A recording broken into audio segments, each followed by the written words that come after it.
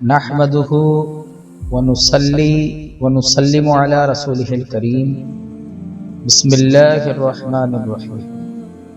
नूरुल ईमान में सरकार की तहरीरात पर तबसरों का सिलसिला जारी है। सरकार इरशाद फरमाते हैं कि आज दुनिया का अक्सर कलमा गो खुद को मुसलमान होने का दम भर रहा है। इस इबारत पर तबसरा किया गया। आगे फरमाते हैं कि हत्ता कि इस जामे बातिला के सबूत की खातिर खून गिरी पर आमदा हो चुके हैं, इसको भी समझाया।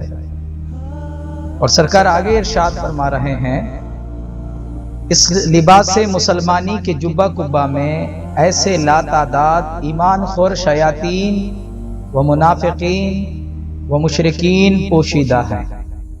यानी सिर्फ लेवल लगा हुआ है और अंदर कुछ और ही है। जहां ईमान की दौलत होनी चाहिए वहां शैतानियत या मुनाफिकत या शिर्क की नहुसत से वो भरा हुआ है और मुसलमान होने का दम भर रहा है। अल्लाह के रसूल सल्लल्लाहु अलैहि वसल्लम ने मोमिन और मुनाफिक में फर्क बताया है और इसका इजहार भी किया है कि कुफ्र शिर्क करने वाले भी हैं और मुनाफिकत करने वाले भी हैं, ईमान वाले भी हैं। तो मुनाफिकत जिनको कहा गया है वो कौन है? वो कलमा पढ़ते हैं, वो नमाजें पढ़ते हैं, वो ज़कात अदा करते हैं, रोजा रखते हैं, वो हज करने के लिए भी निकलते हैं। ऐसी नमाजें पढ़ते हैं जिनकी नमाजों के सामने अहले ईमान अपनी नमाजों को हकीर समझेंगे। और ऐसी बेशुमार निशानियां मुनाफिकों की मेरे सरकार ने बताया कि वो ईमान के जुब्बा कुब्बा में मौजूद है। ये अपने आप को मुसलमान जाहिर करेंगे, ये अपने आप को यही दम भरेंगे कि हम मुसलमान हैं, ईमान वाले हैं, हम रोजा नमाज वाले हैं, हम इस्लाम के पांचों अरकान को लेके चलने वाले हैं, लेकिन मुनाफिक है। और ऐसे मुनाफिक जो ईमान के जुब्बा कुब्बा में हैं, जो मुसलमानी के जुब्बा कुब्बा में हैं, वो जो होंगे वो होंगे।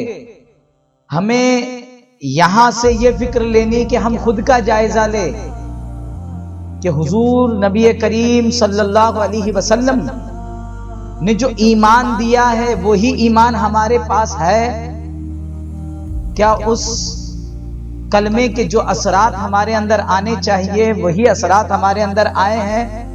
जो कलमे तैयबा के तकाजे हैं, क्या हम उसके तकाजों के दायरे में हैं?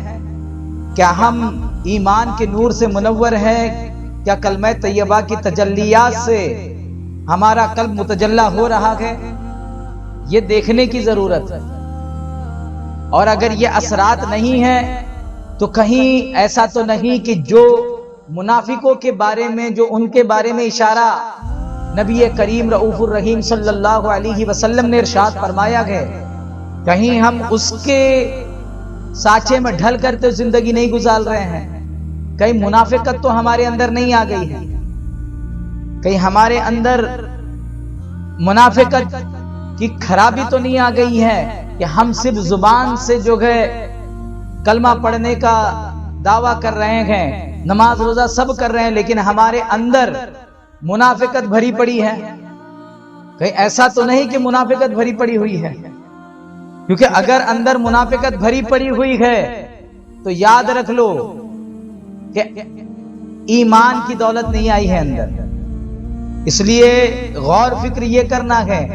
और सबसे बड़ी बेवकूफी और सबसे बड़ी नादानी और सबसे बड़ी दिल पे खत्म लगना यही है कि हम जिस हालत में हैं खुद को बहुत बड़ा ईमान वाला समझें। हमें ये हमेशा जायजा लेना चाहिए कि कहीं हमारे अंदर निफाक तो नहीं आ गया। सहाबाए कराम जरा जरा सी बात के ऊपर उनके दिल में तगय्युर होता तो हुजूर की बारगाह में पहुंच जाते। اور عرض کرتے یا رسول اللہ ہم آپ کی بارگاہ میں رہتے تو ہمارے دل کا الگ حال ہوتا ہے، باہر جا آپ کے پاس سے ہٹتے ہیں تو قلب کا عالم الگ ہوتا گئے، کہیں ہم منافق تو نہیں ہو گئے۔ ایسے کئی واقعات حدیث میں ملیں گے۔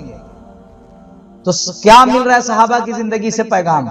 یہ مل رہا ہے کہ ہمیں یہ جائزہ لینا چاہیے کہ کہیں ہمارے اندر منافقت تو نہیں آ گئی، لیکن یہ خرابی آج آ گئی ہے کہ ہم جھوٹ بول لیں، ہم دغا بازی کر لیں، ہم حسد کرنے میں ایکسپرٹ ہو جائے، بغض رکھنے میں ایکسپرٹ ہو جائے، اور ہر وہ کام جو دل کی خرابی ہے، ہر وہ کام جو دل کو بیمار کرنے والے ہیں، وہ کاموں کو کرے، اور اس کے باوجود بھی یہ دعویٰ رہے کہ ہم بہت بڑے ایمان والے ہیں، ہم کلمے والے ہیں۔ ان کو پتہ ہی نہیں ہے کہ کلمہ جب دل میں گھر کرتا گئے تو وہ ساری غلاظتوں کو صاف کر دیتا ہے۔ اس لیے تو کہتے جو صرف زبانی کلمہ پڑھ لیتے ہیں اور خیال میں اس کو مان لیتے ہیں، تو وہ ابھی انہوں نے تو شروعات کی ہے، ابھی یہ مسلمان ہوئے ہیں، اب ایمان آنا باقی ہے۔ تو انسان کو غور کرنا چاہیے کہ ایسا تو نہیں۔ یاد رکھیے کلمہ پڑھنے کے بعد جو ایمان کی تکمیل کی طرف بڑھتے ہیں وہ مومن ہے، اور کلمہ پڑھنے کے بعد جیسے ویسے حالت کو اپنا لینے کے والوں کو ہی منافق کہا جا رہا ہے۔ کلمہ پڑھنے کے بعد بھی کلمے کے تقاضوں کے اوپر غور و فکر نہیں کرنے والے کون ہیں؟ تو ان کے اندر منافقت کی صفت پائی جاتی ہے۔ تو کلمہ طیبہ پڑھنے والے ہوں گے، نماز پڑھنے والے ہوں گے، روزہ رکھنے والے ہوں گے، زکوٰۃ ادا کرنے والے ہوں گے، حج کرنے والے ہوں گے، لیکن یہ منافق ہوں گے۔ یہ مسلمانی کے لباس میں ہوں گے لیکن ایمان والے نہیں ہوں گے۔ اور ایسے ہی لوگ دن میں فتنہ برپا کرتے ہیں، اور دین جو رحمت للعالمین کا محبت بھرا، عشق و محبت کا، پیار کا، عشق کا، اور انسانیت سے بھرپور لبریز جو اسلام ہے، سکون ہے، جس کے اندر رب کی بارگاہ میں ٹوٹل سلنڈر ہونے کا، مکمل طور پر جھک جانے کی جو تعلیمات ہے، اس کے خلاف اپنے تکبر کا سر بلند کرتے ہیں۔ تکبر کا سر بلند کر کے یہی دعوت دیتے ہیں کہ اگر تم تکبر والے نہیں ہوں گے تو تم ایمان والے نہیں ہو۔ ایسے ایمان خور شیاطین لباس مسلمانی کے جبہ میں مشرکین منافقین موجود ہیں۔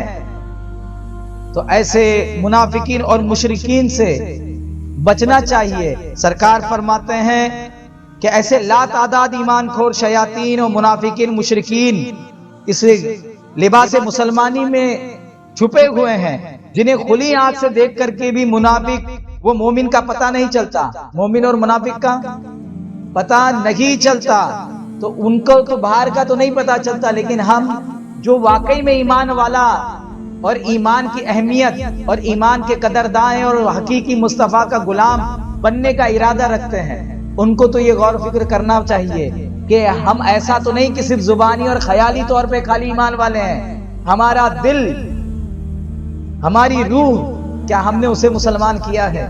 کیا واقعی میں ہم نے واقعی میں اسلام قبول کر کے رب تبارک و تعالیٰ کے سامنے اس کی اطاعت و فرما برداری کے آگے رب کے آگے خود کو جھکایا ہے، کہ یا صرف زمین پہ سر رکھ دینے کو ہم نے سمجھ لیا کہ ہم نے رب کی بارگاہ میں سر جھکا لیا گئے، جیسا کہ منافقین سمجھتے ہیں کہ ہم 5 وقت نماز میں سر جھکا لیے تو ہم بہت بڑے ایمان والے ہیں، جبکہ جو ہے حضور علیہ السلام نے فرمایا کہ یہ ایسی نمازیں پڑھیں گے کہ ان کی نمازوں کے آگے تم اپنی نمازوں کو حقیر سمجھو گے۔ تو یہ پہچان کیسی ہونا؟ تو اگر کوئی واقعی میں ایمان والا ہے، ان کو دعوت فکر ہے کہ وہ اپنے اندر خود کو ٹٹولے، خود کو جانچ کرے کہ کہیں ہم منافقت میں تو نہیں جا رہے ہیں، کہیں ہم صرف زبانی طور پر خالی مسلمانی لیول لے کے تو نہیں چل رہے، کیونکہ صرف مسلمانی لیول چل کر کے جن کے اندر ایمان کی دولت اور کلمے کے اثرات موجود نہ ہو، وہ منافق ہے۔ تو اندر وہ نور آنا چاہیے، یہ کھلی آنکھ سے نہیں پتا چلتا۔ تو وہی سرکار فرماتے ہیں کہ جیسے کسی برتن میں رکھے ہوئے پانی کو دیکھ کر کوئی بتا نہیں سکتا ہے کہ پانی میٹھا ہے یا کھارا، تو کوئی نہیں بتا سکتا، ہرگز نہیں بتا سکتا جب تک کہ اس پانی کو چکھ نہ لے۔ ٹھیک اسی طرح سے لفظ مسلمان کہنے کے بعد یہ افراق و امتیاز موجود ہے. کسی مسلمان کہہ لینے سے نہیں ہوگا، اس کو جانچنا پڑے گا، کیونکہ اس میں منافق اور مومن دونوں پوشیدہ اور مخفی ہیں. تو وہ جانچ کرنی ہوگی، اور جانچ کرنے کے لیے آپ کو دیکھنا پڑے گا کہ کہیں منافقوں کی صفات تو ہمارے اندر نہیں آ رہی.